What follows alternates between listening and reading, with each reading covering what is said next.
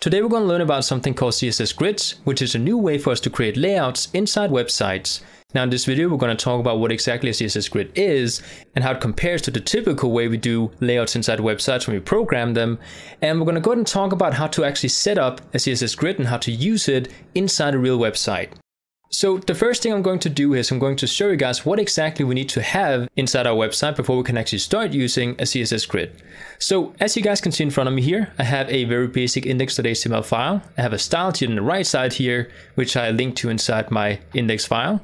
And one more thing I added inside my HTML document is a meta tag, which we need in order to actually see responsive websites properly inside our devices. Now, when we talk about CSS grids, we're basically talking about a way to design layouts, which is going to fix a lot of the problems we had using the traditional way we do layouts today. And what I'm talking about when I say problems that we have with the current way we do layouts, I talk about the fact that right now, if we were to put some elements inside my body tag down here and actually see them inside the browser, if I want some of the elements inside my body tag to appear next to each other, or if I want to do some kind of fancy layout once I get down into cell phone format, then today we're actually kind of limited to the way we can actually set up layouts inside different formats, at least when it comes to the typical way we can actually do layouts using floats and just sort of positioning stuff using CSS. So in order to fix that, CSS grids were invented in order to allow for us as a developer to, using CSS only, decide where we want our elements to be inside the browser when we view the website, only using CSS. Now today, if I were to actually set up a couple of sections inside my front page here, I would typically insert a header, I would insert a section, maybe a sidebar, and then a footer. Now, if I want my sidebar and my content to be next to each other, then I could do so inside my CSS file using float. So I could actually take my sidebar and put a float left, and then take my content and set a float right. And that way inside the browser, we could actually place these elements next to each other. But doing it this way using float actually limits us when it comes to how we can actually insert the different layouts inside different formats. Because if I were to size my browser down to a cell phone format, if I want my footer, which has information in it, to appear next to the header, we can't do that because it would actually take our elements out from our page and shift around the content inside the HTML document in a way that we can't do using CSS. The only way we can get content next to each other is by actually inserting elements inside the HTML file underneath each other. And this is one of the things that CSS grids actually fixes for us, because what we can do using CSS is that we can actually go ahead and create a grid inside our page and start inserting elements from our HTML file into the different grid elements using CSS. Meaning that if I have a footer inside my HTML file, I can actually go ahead and put it anywhere inside the grid that I want to, and it doesn't matter in which order my elements inside the HTML file are inside the document.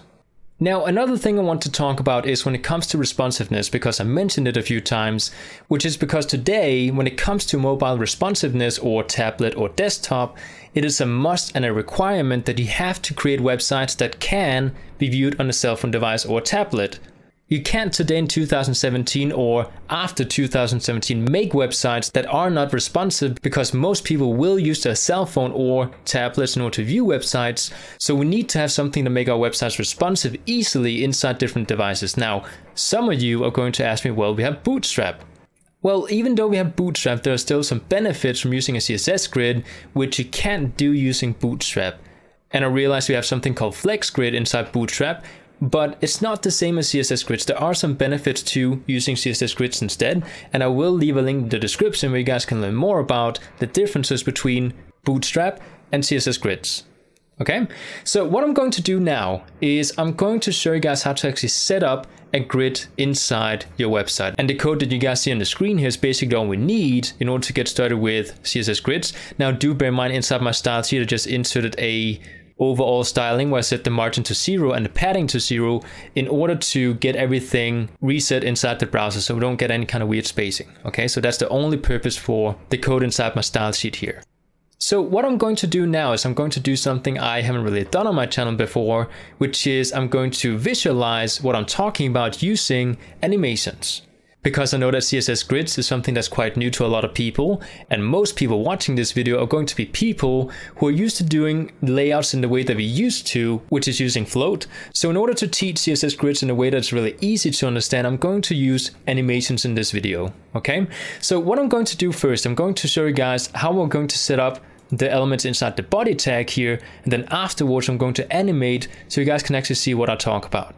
So inside the body tag, what I'm going to do is, first of all, I'm going to create a container. And this container here is going to be the grid that we use inside our website. So all the content inside the website, such as the header, the content, the sidebar, the footer, are going to be placed inside this container here. So I'm going to create a div, which I'm going to give a class set to grid, just to give it something that makes sense.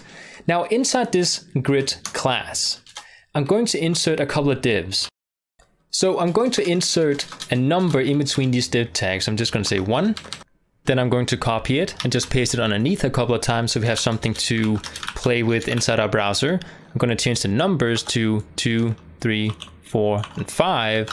And then afterwards, I'm going to go inside my style sheet and just give these a background color so you can actually see what is going on inside the browser. So I'm going to say we have a class called grid. And inside the grid, we have a div box. And then every other div box, I'm going to give a different color so you can actually see them. So I'm going to say we have after div, colon, nth dash child, parentheses. And then inside the parentheses, I'm going to write even. Just going to move it over so you guys can actually see it. And then we're going to say curly brackets. And then inside of here, we're going to say background color set to red. Then I'm going to copy this, paste it below here, and say we have odd div boxes inside this grid class over here. We're also going to go ahead and change the color so we have green instead of red. And then if I go inside my browser, you guys can see that now we can actually see what we have inside the website. So what we just did is we created 5 elements inside our HTML file. And right now, these would actually be the same as different sections inside the website. So the top one up here called number 1 could actually be the title. We could have number 2, which could be the header. Then number 3 could be the sidebar. Number 4 could be the content. And then number 5 could be the footer. Just as an example. If I were to go back inside my code, what we can actually do here is we can actually insert these different div elements inside a grid. And we haven't actually defined that this is going to be a grid yet. So going inside our style sheet here, I'm going to go ahead and say that we want to style class grid, curly brackets. And then inside the curly brackets, I'm going to say that we want to display this as a grid. And this is basically all we had to do in order to define a CSS grid inside the HTML file. Now we also need to actually place these elements inside the grid in a way that we can actually harness the power of CSS grids, and right now we're basically just displaying these, underneath each other. If we were to actually save all of this and go back and refresh, you guys can see that it doesn't really change anything. So what I'm going to do now is I'm going inside my document, and after displaying grid inside the grid, I can actually start defining columns and rows inside the grid. So what I'm going to do here is I'm going to go to the next line. I'm going to say we have something called a grid dash template dash columns, colon, semicolon. Now inside these columns, we need to define how many columns we want inside this grid. Now right now we don't actually have any kind of columns, so we need to define at least one column inside the columns here. So I'm going to say we have something called 1 fraction, which is actually a new measurement we have inside CSS3, which is going to say that the entire width of this grid box is going to be 1 fraction.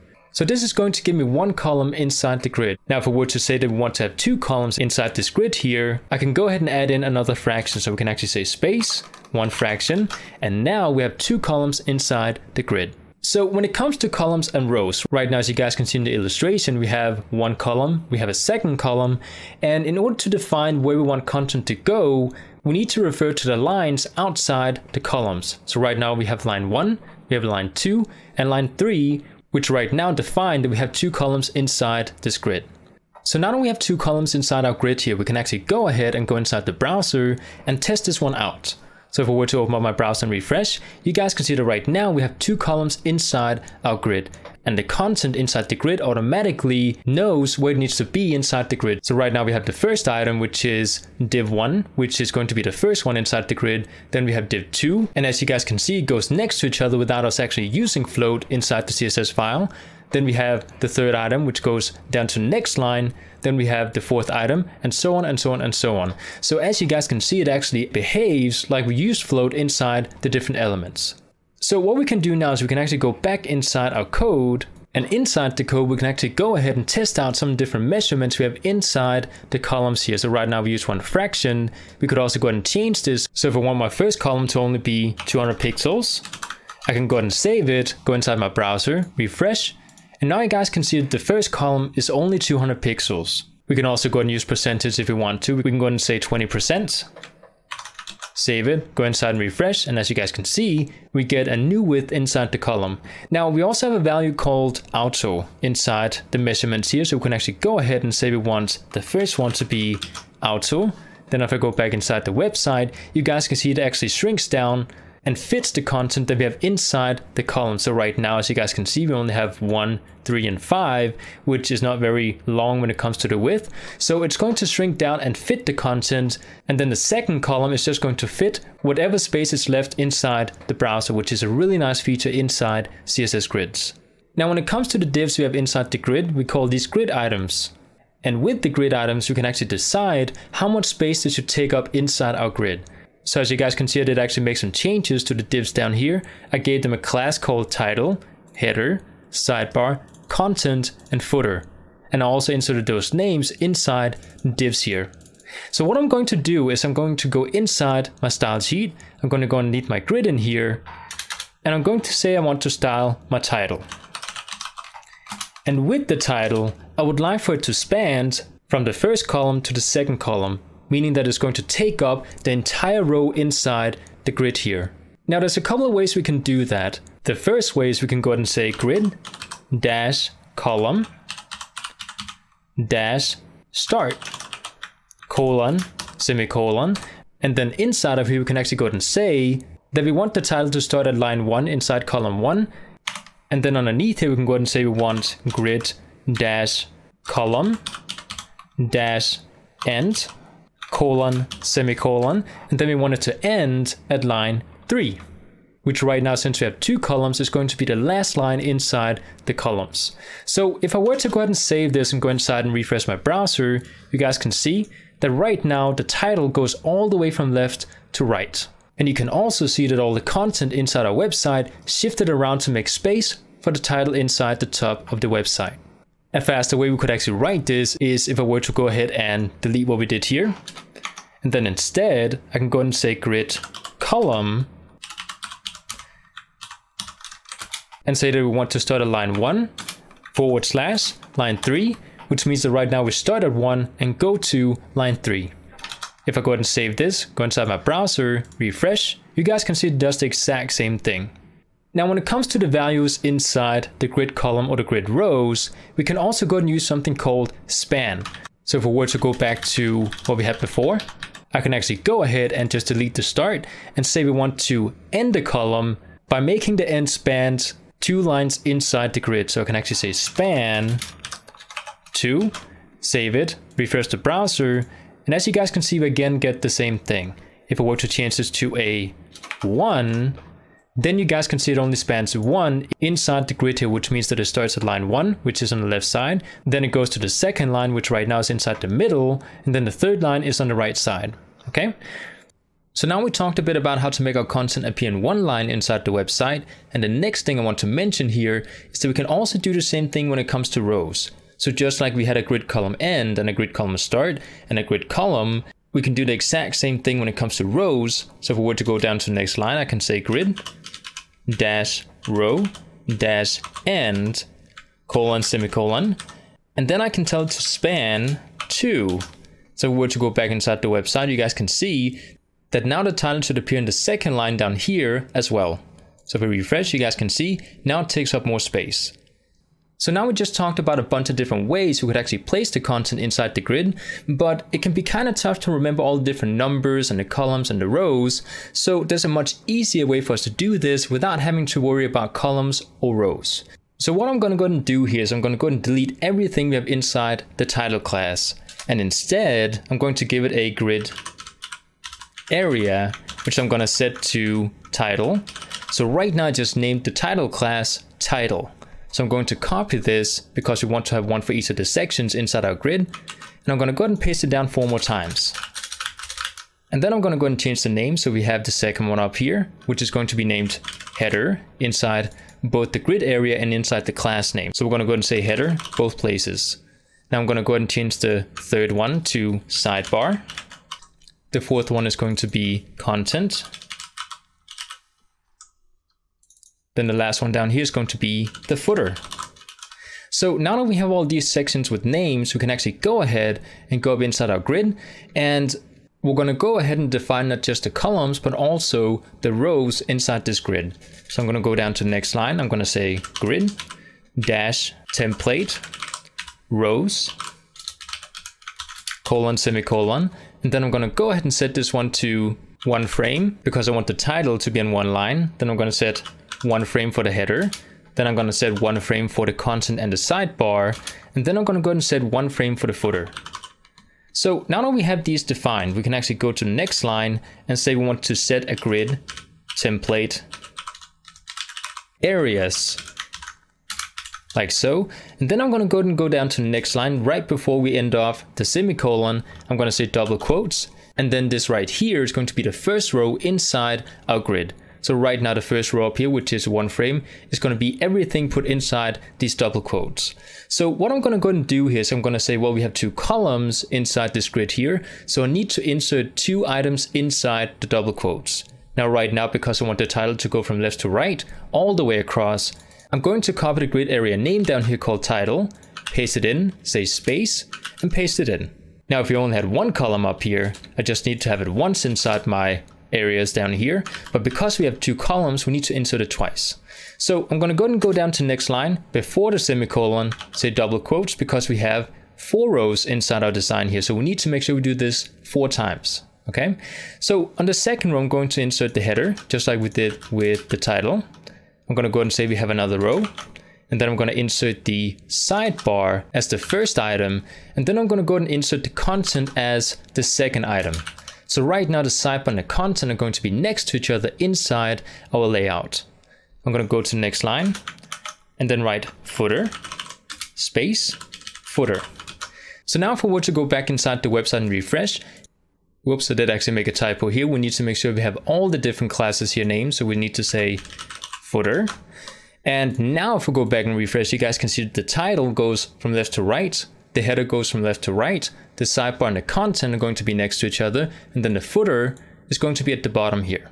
So what this allows for us to do essentially is that we can go back up inside our areas. And if I want to have the footer at the top here instead of at the bottom here, I can go ahead and copy it. And then instead of the title, I can paste it in and just switch them around like so. So now the footer would actually appear in the top instead. When I refresh, you guys can see that now we have the footer at the very top. And the reason that this is so incredibly cool when it comes to CSS grids is because that right now inside our template, inside our HTML file, the footer should not be allowed to be put at the top of our layout. But because we use CSS grids, it allows for us to do this and shift around the content in a way that wouldn't be possible using the traditional way we do layouts inside our code. So what we can also do here, just to mess around with this for a little bit, to show you guys a couple of examples here, if I were to go back and put the title at the top instead, is that we can also go ahead and say, well, let's actually have the sidebar go all the way down to the bottom as well. So now the sidebar is going to be on 2 rows, and then the content and the footer is going to be on the right side of it. So we go back inside and refresh. You guys can see we can also do that as well. So what about white space?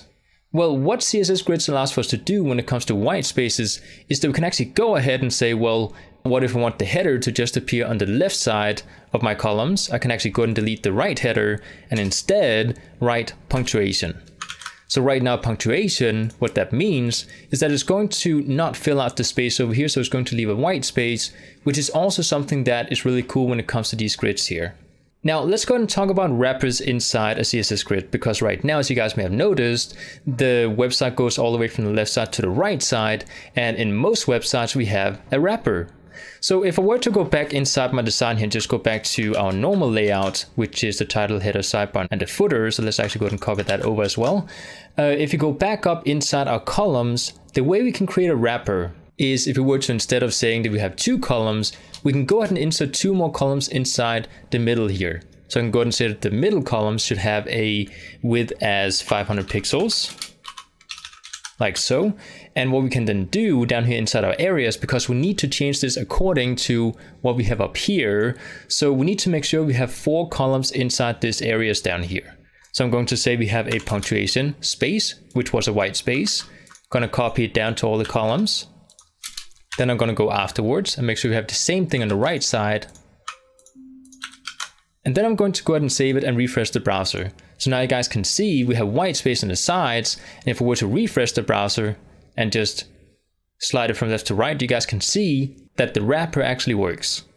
Now the next thing I want to show you guys is how we can actually customize the grid items inside our grid. So if we were to go inside the browser, you guys can see that if we were to take one of the grids, for example, the content, the background color goes all the way from the left side to the right side. So the grid takes up the entire space that we allow for it to have inside the browser. Now, if I want to customize the position of the grid item I have inside the grid, we can actually go ahead and go back inside our code and say, let's go ahead and take the content and write a piece of code called justify-self, semicolon, and tell it that we want to justify it to the left side of the grid. So right now we can say start, save it, go inside our browser, refresh, and now you guys can see that the content or the entire grid is actually positioning itself to the left side of the grid, just taking up the space that the content takes up inside the grid. We can go ahead and do the same thing to the right side, so I can actually go ahead and say end. You can refresh the browser, and now you guys can see it goes to the right side. We can also center it by writing center. Now, when it comes to doing the same thing but up and down instead, we can go ahead and use something called not justify but align. And then the commands are the same thing as we did with justify. You can use start, end, and center. Now, the next thing I want to talk about is something called nested items. So right now, as you guys can see, we have the main grid over here with grid items inside of it.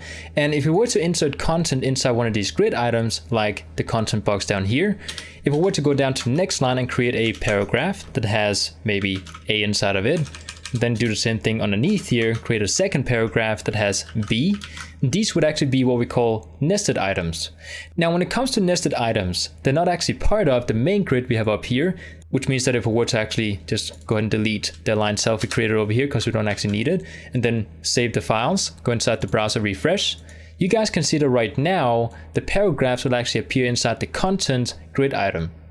Now, what you guys will also notice is that all the heights changed, and that's because the content inside one of the boxes created another height for the content box, and because all the boxes has one fraction for the row measurements, they're all gonna go ahead and change accordingly. So right now you guys can see the nested items in here are actually not part of the main grid. Now what we can do is we can actually go ahead and create a second grid inside this grid here. So if we were to go back inside my code, I can actually make content to, if we say display grid, is we can actually go ahead and make it into a second grid. And then the content inside the content grid item actually becomes grid items of content. So we don't have to stick with just one grid inside our designs or our layouts. We can actually go and use them over and over and over again, which is a really nice feature when it comes to CSS grids. So I just went ahead and deleted everything again. So right now we just have content inside the content grid item, and inside the content class over here, we don't have the display grid. So the last thing I want to talk about is mobile responsiveness, because using CSS grids becomes incredibly easy when it comes to mobile responsiveness. So if I were to go ahead and go down to the bottom of my style sheet and say we have a media query, so we're going to say at media space screen and parentheses, curly brackets, and then inside the parentheses we can go and say min dash width colon and set it to 736 pixels. So right now when we see the website inside anything larger than 736 pixels in width, it's going to start adding the styling inside the media core, which is basic HTML and CSS. So what I can do is I can go up inside my style sheet and copy the grid that we have up at the top here and paste it inside the media query. Now, what you guys may have noticed is that when I did this, I focused on making the desktop version the one that appears inside the media query. So right now we don't need to make any changes to our grid because I think this should be the desktop version. But if we were to go back up to the top grid, I can actually go ahead and make a mobile version. So right now I can actually go ahead and say we don't want white space on the side here. So we're just going to go ahead and delete those. And I can actually go ahead and delete the 500 pixels inside our columns here. So we just have 2 columns. I'm also going to go ahead and put the content on a separate line for itself. So I'm just going to go down to the next line and paste it in twice and create a sidebar up here instead of the content and the sidebar next to each other.